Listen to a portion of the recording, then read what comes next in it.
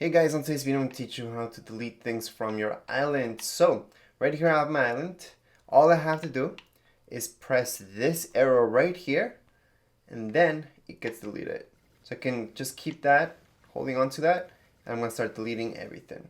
However, this can take very long if you guys have a ton of stuff all around your island.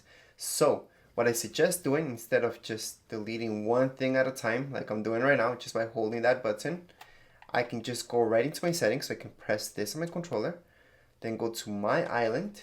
Under my island, if you guys go into the last, well, second, third last thing right here, island tools, you guys will see restore and reset. So I can restore it from a backup if I had a backup, all right, which I did 2 days ago, or I can just go right into reset. So I'm gonna hit reset, and that's gonna delete everything. So there we go. Everything got deleted. You guys can see that in the background, it gets deleted. Somebody just joined my party, so they're right there. All right, so as you guys can see, everything got deleted and we can start from scratch, which is usually what people want in the end. Anyways, that's it for this video tutorial. If you guys have any questions, comments, you guys can write them down here in the comments area. Don't forget to subscribe and rate. Thank you.